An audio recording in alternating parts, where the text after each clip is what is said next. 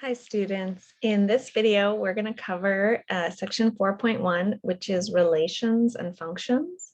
So we're going to talk about the domain and range in relations and what a function is and how to define it using the vertical line test. Then we're going to talk about function notation and evaluating functions. So a function is a special type of relationship where each input, which we usually use X to represent, has a single output Y. Okay, so each input can only have one output. It's fine for two different inputs to happen to give the same output, but one, if you put in the same thing, you should get out the same thing, okay? Graphically, we'll be able to see this by the vertical line test. When we talk about functions, we could write them like y, like linear equations, y equals 2x plus 5. But a lot of times we're not going to use a y in a function. Instead, we're going to talk about a function of x. So because the value of y, because the input and the output in this case have a different kind of behavior, or meaning that the output is defined by the input and not the other way around. Instead of writing y, we're going to write f of x to mean a function of x. Okay, and f of x is both going to indicate the value of y, but also f of x is going to indicate the operations that you perform on x in order to calculate y. Okay, so f of x is the function acting on x, and the y can be thought of as the resulting number after a value is plugged in for x, right?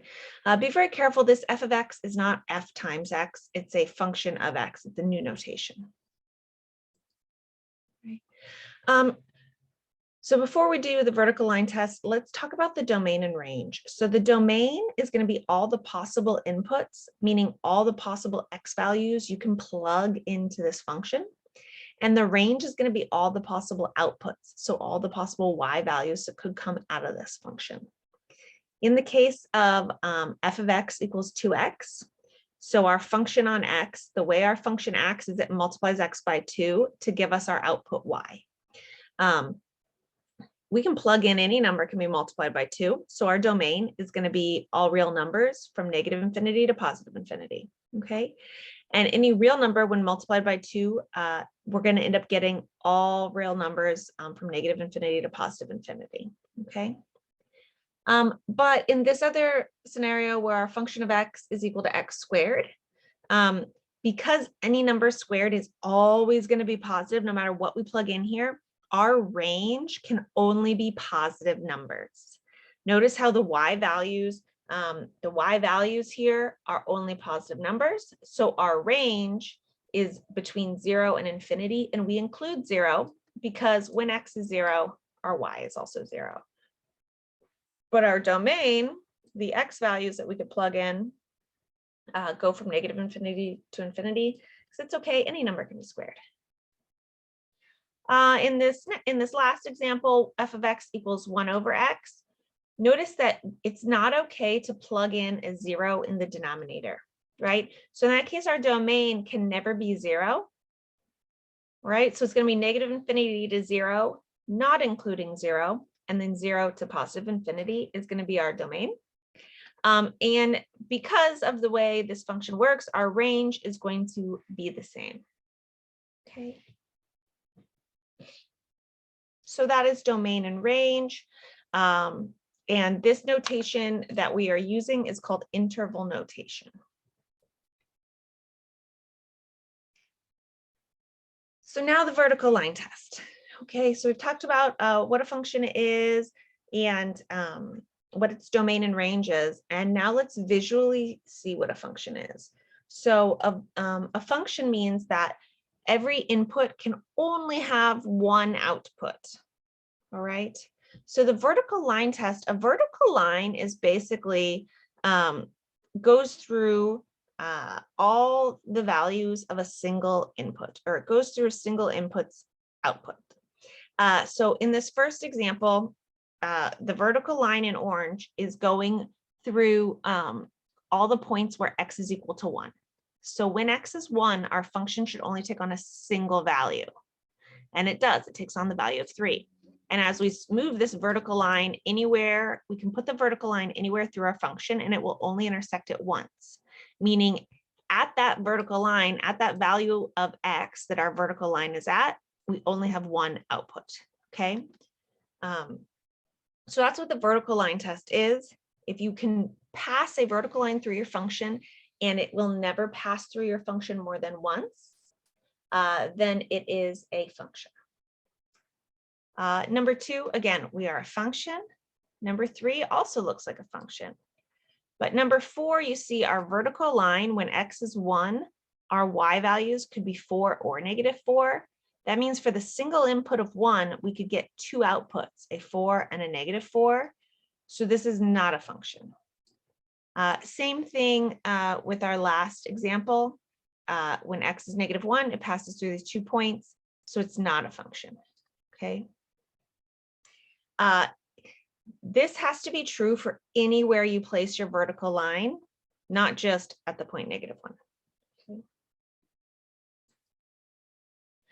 Okay. So let's talk about, do a little more definitions. So the argument of a function, in defining a function f,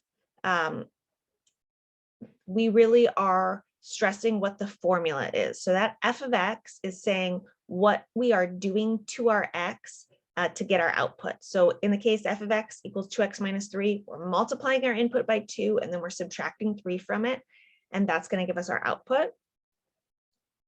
We don't actually have to name our function f or our input x. We could name it anything we want, okay? The symbol that we use to define what the input is going to be called the argument, okay? And it is just a placeholder, okay? Now let's talk about independent and dependent variables, because you might hear these phrases come up. We call x the independent variable because we're going to pick an x and just plug in an x, whatever x we're able to plug in. Now y depends, the value of y always depends on what the function does to x. Okay, so that's the reason we are often plugging in x's to get out y's. Okay, since the value of y depends on the value of x that we input into our formula f, we call y the dependent variable.